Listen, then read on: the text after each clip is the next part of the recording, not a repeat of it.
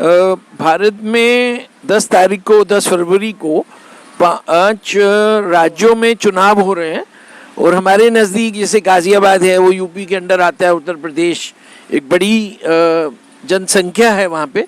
उसके अलावा मणिपुर है और गोवा है, उत्तराखंड है और पंजाब है।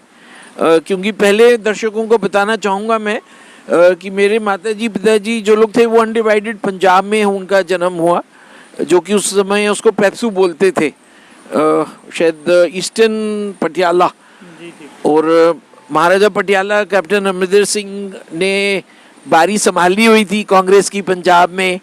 अब लेकिन कुछ शायद सितारों का फेरबदल रहा जिससे कि उनकी आखिरी में जाके अब वो इस टाइम मतलब चुनाव शायद लड़ रहे हैं। तो आप कुछ विश्लेषण देना चाहेंगे चुनावों को लेके? हाँ, मैं आपको बताना चाहता हूँ कि यूपी में तो बीजेपी का ही रहेगा, कि बीजेपी ही जीतेगी और जैसे भी है गवर्नमेंट बनाने की पूरे चांस है। और जो उत्तराखंड है उसमें थोड़ा कांग्रेस प्लस कर सकती है पहले से, और हो सकता है कि क्योंकि कांग्रेस को भी हराना वहाँ इतना आसान नहीं है।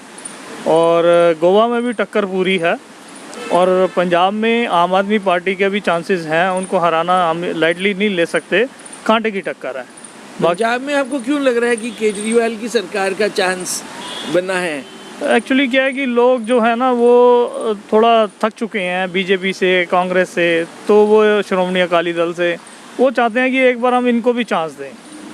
और कुछ भगवंत मान के स्टार भी थोड़ा फेवरेबल तो हैं ही, आप देख लो कि वो कहाँ से कहाँ पहुँचे हैं और बड़े ज़मीन से जुड़े हुए कार्यकर्ता हैं। ये आपने बहुत बड़ी बात बोली है कि जो कैंडिडेट डिक्लेयर्ड हैं, हाँ। अरविंद केजरीवाल जो दिल्ली के मुख्यमंत्री हैं और आम आदमी पार्टी के मुखिया समझ लीजिए उनको, हाँ जी। जब अन्ना हजारे चले गए तो आपने कहा भगवंत मान कैसे कहाँ से कहाँ राइज करा है उन्होंने।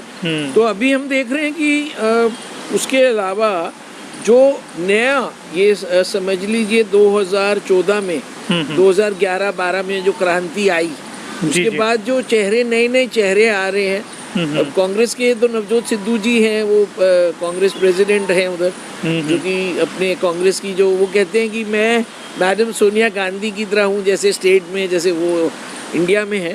तो सिद्धू जी वर्सेस चन्नी जहाँ कैप्टन साहब का, अभी आपको उधर क्या ट्रायंगुलर फाइट में मेरे को तो चन्नी साहब दिख रहे हैं। नहीं, चन्नी साहब जो हैं वो भी लोग वो उससे जो कोटे से आते हैं और लोग उनको पसंद भी कर रहे हैं, और उन्होंने 4 महीने में जो काम किया है तो कैप्टन अमरिंदर सिंह को बुलाने की कोशिश की है।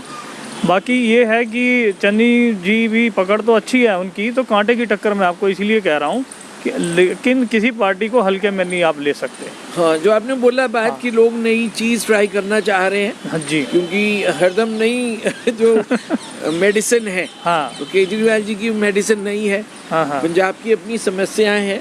और मणिपुर में मेरे को बीजेपी ही दिख रही है। हाँ, मणिपुर में बीजेपी दिख रही है। और बाकी मैंने केजरीवाल का आपको लास्ट इंटरव्यू में कहा था कि 150 के करीब एमसीडी में सीटें आएंगी। अभी वो क्या है कि मैं एमसीडी का मुद्दा नहीं छेड़ना चाह रहा हूँ आज, क्योंकि अभी लोग जो हैं ये 10 मार्च का इंतज़ार कर रहे हैं, जिसपे सारा जो हमारा भारतीय जनता पार्टी जो उनका समझ लीजिए विनिंग कार्ड है, जो भारत के प्रधानमंत्री जी हैं और जो उनकी टीम ऑफ मिनिस्टर्स है जी, तो वो रिफ्लेक्शन आएगी 10 मार्च को। देखो जी, उम्मीद तो पूरी है कि बीजेपी यूपी में तो आएगी और गोवा में और पंजाब में तो नहीं है, और गोवा में कांटे की टक्कर है, तो वहाँ भी आम आदमी पार्टी कोई जोश ना दिखा दे, तो इसलिए वहाँ भी आम आदमी का कुछ बना हुआ है थोड़ा सा। हाँ, और बाकी उत्तराखंड में थोड़ा कांग्रेस का प्रभाव ज़्यादा रहेगा, क्योंकि उत्तराखंड में कांग्रेस को आप डिनाई नहीं कर सकते। ये है जो एंटी इनकम्बेंसी फैक्टर है, और कुछ स्टेट्स में वो बना हुआ है, प्रथा चली आ रही है कि एक बार एक स्टेट में एक जो पॉलिटिकल पार्टी जीतती है, फिर अगली बार लोग उससे निराश हो जाते हैं। हाँ, वो बस उनके वायदे नहीं पूरे कर पाते और फिर लोगों क्योंकि वो छोटा स्टेट है और वहाँ के लोग एकदम निहायती शरीफ, जो भारत के लोग में से जैसे स्टेट वाइज अगर करा जाए उनका आलंकन, तो उसमें वो लोग बेचारे, उनकी ज़्यादा मांगे नहीं है। देखो, उसमें एक चीज़ ये भी है कि 3 मुख्यमंत्री आए, लोगों को थोड़ा वो भी नागवारा रहा कि मुख्यमंत्री एक ही हमारे देश होना चाहिए प्रदेश में, और कुछ बाकी मोदी जी ने विकास तो किया ही है। अब विकास के नाम पे उनको अगर लोग पसंद करते हैं, क्योंकि केदारनाथ में उन्होंने काफ़ी सुधार किया मोदी जी ने, और अब दिल्ली से देहरादून 2.5 घंटे में पहुंचाने जा रहे हैं। 210 किलोमीटर का रन कर रहे हैं, जो कि 268 है अभी। और इन चीज़ों को देख के ये चीज़ें काउंट तो करती हैं, क्योंकि विकास आजकल आम आदमी को क्या है, वो कहता है रोटी तो मैंने खुद ही कमानी है, मेरे को एक सड़क चाहिए, पानी बिजली चाहिए, जो बेसिक चीज़ें हैं वो उसको मिलनी चाहिए। और वो चाहता है कि मेरी स्टेट का जो है विकास होना चाहिए। डेवलपमेंट काफ़ी हुआ है। हाँ, यूपी में काशी विश्वनाथ कॉरिडोर है। हाँ, तो उसका इफेक्ट देखो, यूपी में तो अब किसी से भी पूछो, कहता है यार गुंडागर्दी खत्म होगी, लॉ एंड ऑर्डर बहुत बढ़िया हो गया, पीसफुल हो गया। और अब वाकई में योगी जी तो तुम्हें पता ही है, मोदी और योगी डबल इंजन की सरकार चली रही है, तो उससे बेनिफिट ही होगा। योगी आने से आने वाले टाइम में यूपी को बेनिफिट ही होगा। एज ए कंट्री हम लोग प्रोग्रेस करेंगे। एज ए कंट्री तो मैंने कई इंटरव्यू में बोला है कि 2029 तक हमारा देश जो है वो बहुत आगे जाने वाला है। आप लोग सोच नहीं सकते। आप मेरे इंटरव्यू को संभाल के रखना, और आप याद करेंगे कि हाँ, किसी ने 2020 से लेके बोलना शुरू किया था कि हिंदुस्तान जो है वो काफ़ी आगे पहुंचने वाला है, और वो आपको दिखाई देगा। अभी विश्व गुरु की तरफ हम लोग बिल्कुल पड़े हैं। हाँ, बिल्कुल। और अभी जो क्योंकि है हिंदुस्तान में देखो किसी चीज़ की कमी नहीं है। अभी आपको पता होगा कि आप गाड़ी नहीं बुक कराने जाओ तो 8-8 महीने की वेटिंग है। तो वो भी मोदी जी ने उसको ये कर दिया कि जो चीज़ हमें वहाँ से डिपेंडेंट है उसको अपने देश में ही बनाओ, मेक इन इंडिया बनाओ। तो ये एक बहुत बड़ी बात है।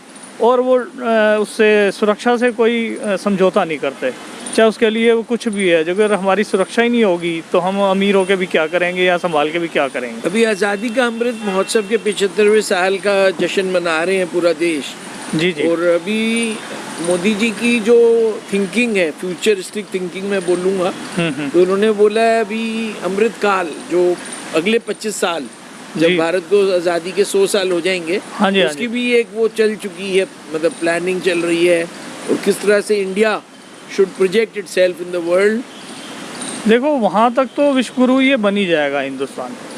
वहाँ तक तो जो लोग चीज़ें हम इंपोर्ट करते हैं वो चीज़ें तो सारी तकरीबन ऑलमोस्ट ख़त्म ही हो जाएंगी। अभी मैं आपको बताता हूँ, H2RE है जो फ्यूल आ रहा है, उसमें हाइड्रोजन वाला, उसमें इतनी प्रोग्रेस हो रही है कि वो समझ लो गाड़ी फ्री चलेगी। 30 पैसे, 40 पैसे, 50 पैसे पर किलोमीटर एवरेज आएगी।